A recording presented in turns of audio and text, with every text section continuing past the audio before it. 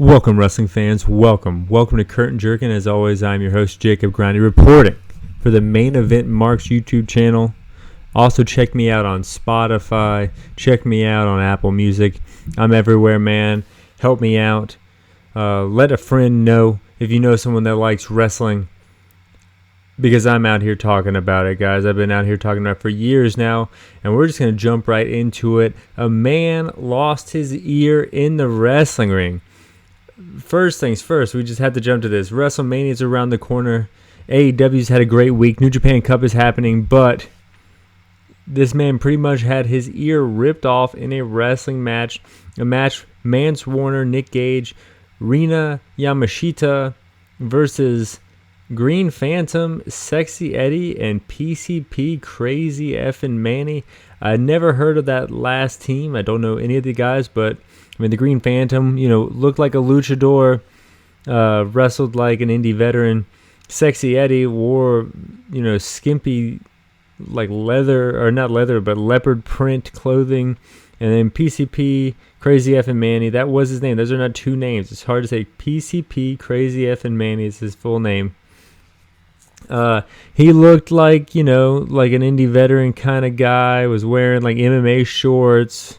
He was ripped for a deathmatch guy, going up against Mance Warner, Nick Gage, and Rina Yamashita. GCW versus IWS. Never heard of IWS. Apparently, it's a company out of Montreal. This was a crazy six-man tag, or should I say trios match, because Rina Yamashita is a lady wrestling in this deathmatch scene here. And Nick Gage throws Crazy Effin' Manny, Sexy Eddie, Crazy Manny. But Nick Gage throws Crazy Manny off of a fucking balcony through multiple tables, a la Tommy Dreamer and ECW, but destroyed all the tables. They were pretty much sawdust as he landed through them. And then they got this 23-year veteran back in the ring, just to abuse him with a bunch of light tubes, just over and over, just attacking him with light tubes.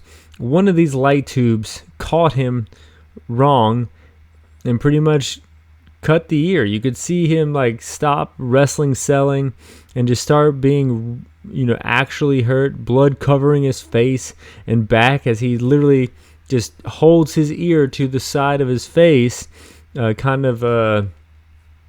showcasing that he wasn't concerned about the match anymore. He was definitely concerned about his ear falling away from his face. And that's when Nick Gage pinned him. He was just in shock, this man, standing there, didn't know where to look, wasn't looking really at the crowd anymore. And you could tell he wanted to wait in there because he was going to get this, kind of a show of respect from Nick Gage during the famous Nick Gage promo, where's his effing gang at and all that stuff. But he left. I mean, I think he realized, like, I need to go see if this ear is attached to my face. No word yet on if the ear is. I saw a picture on his Twitter. He said, "Don't worry, I'm alive." I saw another picture of him posing with Nick Gage. But the way he was turned was you couldn't see the damage on the ear. Said he waited 25 years for this. The crowd was packed. I will say that. There was thousands in attendance that saw this man's ear get ripped off. I guess Van Gogh had his ear ripped off. So people will do crazy things for the art they love. And Crazy Effin' Manny is no exception to that. I want to see what Jim Cornette thinks about all this. I usually, agree or disagree with Jim Cornette, whatever, but I will think it's funny to hear his review of this. One, intergender, six-man tag deathmatch wrestling with a man who got his ear ripped off in Montreal. I mean, that is something that's happened in the world, so thought I had to talk about that. I also have to talk about WWE rumors. Bray Wyatt rumored to have walked out. Was not at the MSG house show, the biggest house show of the year. This is after Brock turned down a match with him at WrestleMania, having to settle for Bobby Lashley. I think that was kind of disappointing to him. It would be disappointing to me. I think that Bray, his run has not gone over well. Ever since his debut, he's been kind of not doing too much. His debut was, his re-debut came back to fanfare. Everyone really liked the QR codes and hunting down what they all meant and everything. But since then, no one really liked what happened. It's only been a few months since, he came back and it was a big deal. Sure, they told him lots of plans. There probably were plans at the time, but once they saw that, the crowd didn't really give a shit, those plans probably changed. And it's probably pretty hard to hear if you're a guy like Bray Wyatt who just came back after getting released not too long ago. I'm assuming that, it's hard for him. I don't know why he left. It could have been something completely different. But if the rumors are true, I wouldn't be surprised if that's the reason he left.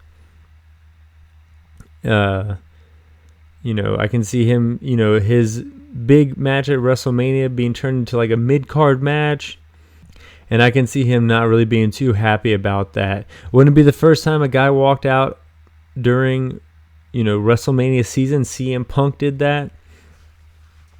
I don't know. I'll stay tuned, and I'm listening and learning just like the rest of you guys. WWE Hall of Fame rumors. They got Ray going. They got Muda, apparently Stacy Keibler. So take that, WCW 2000 haters. You got 3 WCW 2000 wrestlers going into the Hall of Fame this year in 2023. Another thing in WWE is Cody Rhodes' pyro just cracks me the fuck up every time. It's just way too much pyro, comically too much pyro. And that's really all I have to say with my WWE thoughts. Raw is happening right now as we speak. SmackDown was good. Raw was even better than SmackDown last week. But we got to jump into AEW. Going into Dynamite, someone broke into Wardlow's car, so he didn't have the TNT title, nor did he have any tights or wrestling gear. Ricky Stark's promo wasn't bad, but then the Bullet Club music hits. Juice Robinson attacks. This will be a good feud. Bullet Club is the faction that has been mostly everywhere, almost every promotion. It started in New Japan, then went to Ring of Honor, then Impact, and now here it is in AEW. Juice Robinson no longer even signed to New Japan Pro Wrestling, but is still in the Bullet Club faction. And then you've had, kind of the club in WWE, so it's been everywhere. Wardlow cutting a promo in like an FTR tank top and jeans, saying that the match is going to be a street fight tonight.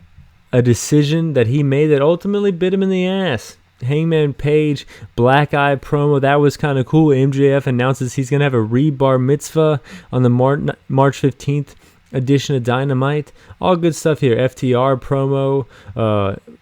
Will they beat the Guns for the only titles that eluded them during their huge 2022? We will fucking find out.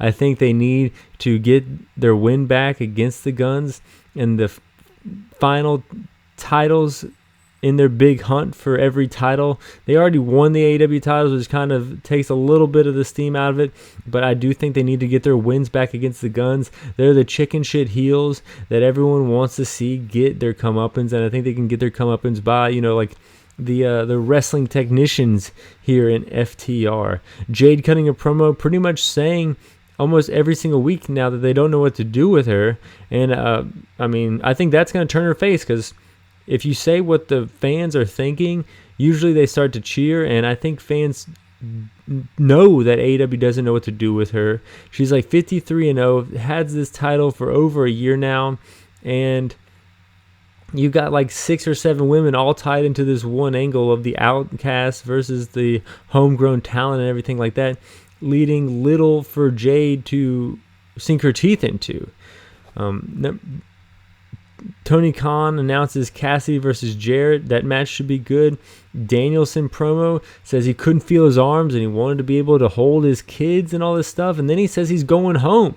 And I think home means that he's going to be wrestling at the Ring of Honor show during WrestleMania weekend. Supercard of Honor. The Acclaimed and 2.0 got beef. This match should be pretty fun. Then we're going over to Rampage. Darby had a video package followed by Jungle Boy having a video package. I heard someone said that this might mean that they're going to do a fatal 4-way with all 4 pillars in AEW. I think that would be a pretty solid main event on a Dynamite or a Rampage, but having that be a match on a pay-per-view, I think that 3 of the 4 pillars aren't ready for something like that just yet. Swerve promo, solid. Mark Briscoe comes out cutting a promo, announces the Reach for the Sky ladder match featuring the Lucha Brothers at Supercard of Honor. They could do a lot during this Supercard of Honor show that would possibly, I'm not going to say make people forget about WrestleMania, but not make people forget about AEW or Ring of Honor during the WrestleMania weekend. I mean, shit, if Danielson's wrestling and then you have the Reach for the Sky ladder match that could feature the Bucks playing into the Bucks history with Ring of Honor, and then you know who could come back too, CM Punk could wrestle, could come back. He's, Ring of Honor champion, and I think he, if I have my history correct, he never lost the title. So, I don't know. You could do a lot of fun stuff here with the roster you have in AEW and Ring of Honor currently for this big super show at WrestleMania weekend. But let's rank every single match that AEW did this week from worst to first, starting with number 9, The Acclaimed versus Jack Cartwheel and Starboy Charlie. Great to see Jack Cartwheel and Starboy Charlie in AEW. Jack Cartwheel, of course, GCW standout. Now we've seen him in AEW Dark. We've seen him in AAA. True to his name, doing cartwheels all over the place. Getting a little chunky, but I don't mind it. It's cool to see a fat boy flip. And Starboy Charlie, a guy who's just as young as Nick Wayne. Nick Wayne got, signed by AEW, wrestles for Defy, but Starboy Charlie, I think, wrestles more in the LA side of things. I think he kind of came up through the same school as Jungle Boy, a lot younger than Jungle Boy. I don't know about this new look with the overalls, but I did enjoy Starboy Charlie's matches that he had with the Juicy Finale, Jacob Fatu, teaming with Chris Dickinson, I think early last year. That was pretty fun stuff. But great to see these two in AEW. The Acclaim made short work of them, though. Number 8 out of 9, Ruby Soho versus Sky Blue. Ruby Soho cutting a great promo beforehand. I don't like the feud, but I think I like her in this faction. I will have to, pay more attention closely to see. Maybe I don't like how the faction formed. I think it was kind of convoluted, but now that the faction is formed, it's kind of cool. She makes short work of Sky Blue. Then, the British baddies come out and spray paint a big L on Sky Blue's back, telling her to take the L. I think we'd all take what we could get out of them. Mox and Claudio versus the Dark Order at number 7. This match was kind of lame because Mox showed no damage from the war he was in a few days before that versus Hangman Page. Dark Order, they need to do something with them. Freshen them up a little bit. They've been kind of floundering for it seems like a year or so in AEW. They've lost half their members. They need to do something here. I love Silver's Germans. Solid match. Reynolds gets choked out. Then once the match ends, Reynolds gets choked out again. Silver tries to come for the save. Evil Uno tries to make the save, but the damage was done.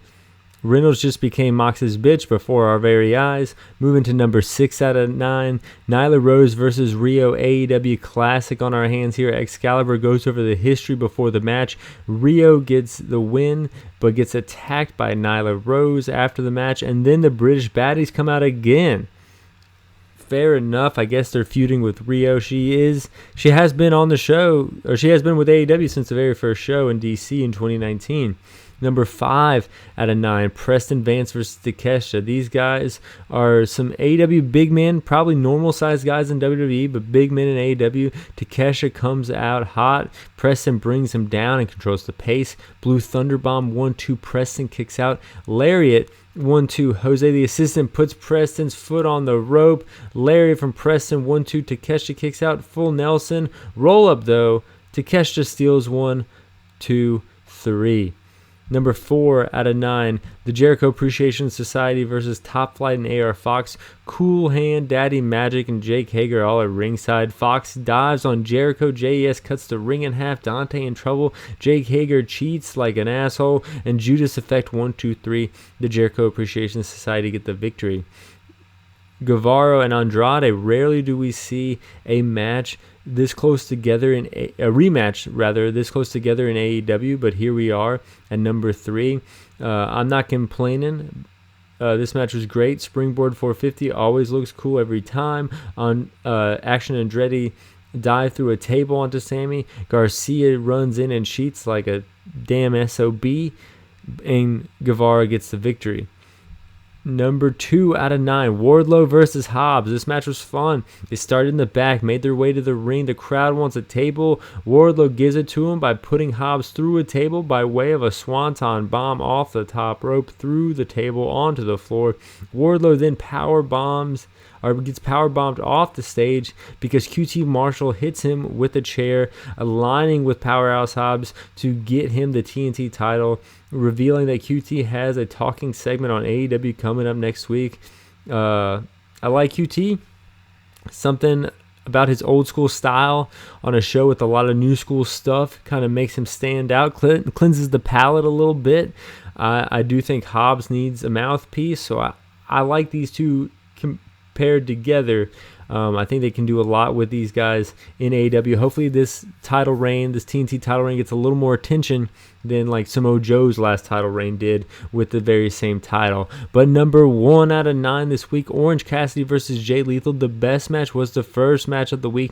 Lethal going after the leg, Cassidy going after the arm. Just a little simple psychology planning into the ending of the match, foreshadowing a little bit.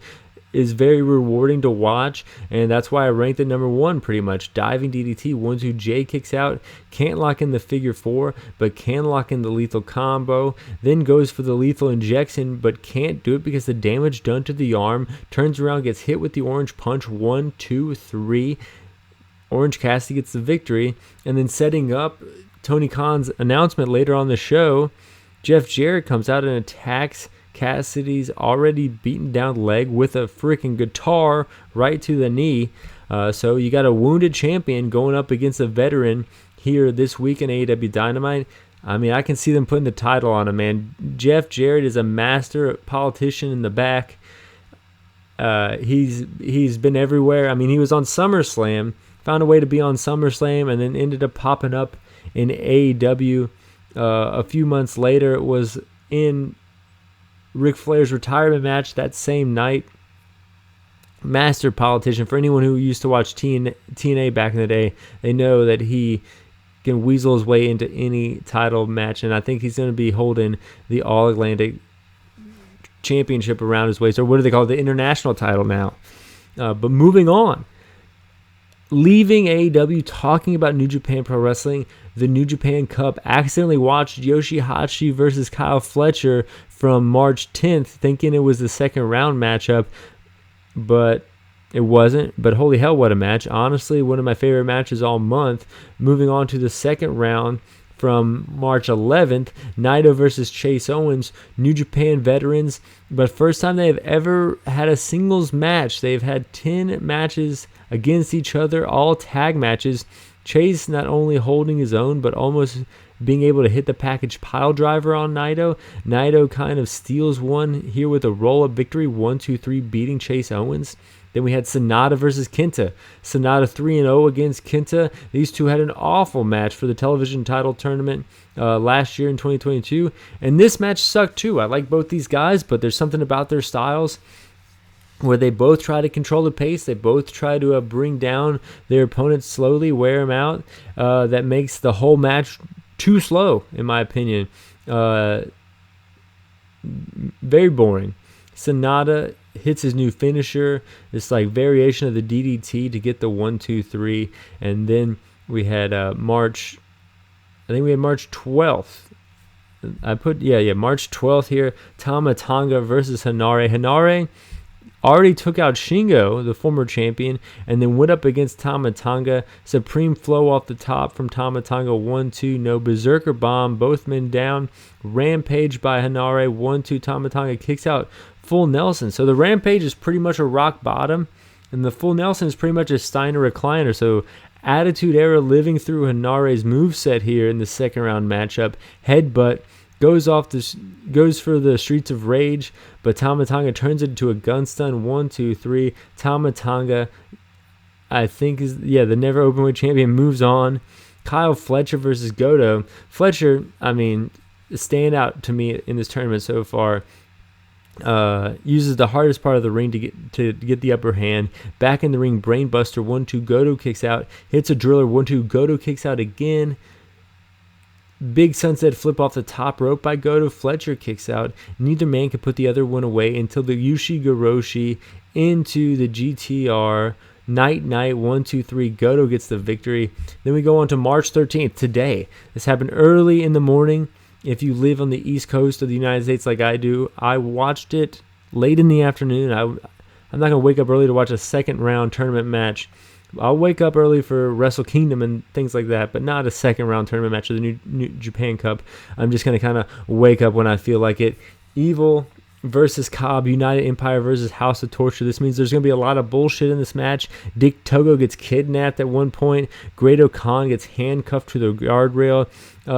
This kind of crossed the line a little bit of what I want to see in my New Japan Cup match. Maybe like a main event of Raw. This would be fun to watch, or on a same show where someone gets their ear cut off or something like that. But it was kind of too silly for me, especially with someone like Jeff Cobb, who can kill it in a traditional tournament match in New Japan. Evil gets the victory. House of Torture, man, they're just torturing me for being so bad for all these years. I heard someone bring up a good point of saying, House of Torture is, bad, but once they allow cheering in Japan again, you're going to see a lot of boos. And they still do the same shit they've always done, and no one's booing. It sounds like, we're still in the dark days of the pandemic, as quiet as these arenas are when House of Torture does their thing. But moving on. Ospreay versus Mark Davis. So Kyle Fletcher from Aussie Open, already a standout in this New Japan Cup, going up against Yoshihashi and Goto, respectively.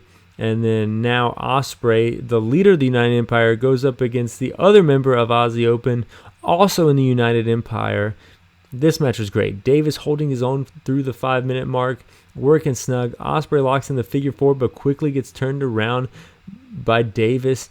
Davis still holding his own here at the 15-minute mark. Ospreay with an elbow off the top, another elbow to the back of the head, but Davis pops up, hits a huge powerbomb, turning Ospreay inside out, both men down.